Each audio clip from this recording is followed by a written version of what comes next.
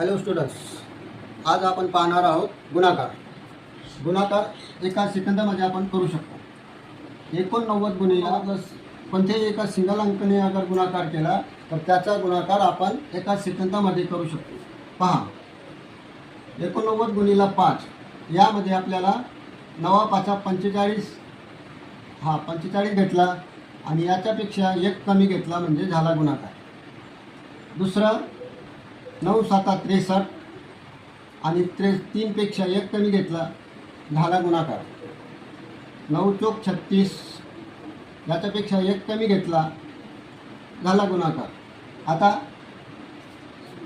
9 7 54 आणि याच्यापेक्षा एक कमी घ्यायचं झाला गुणाकार.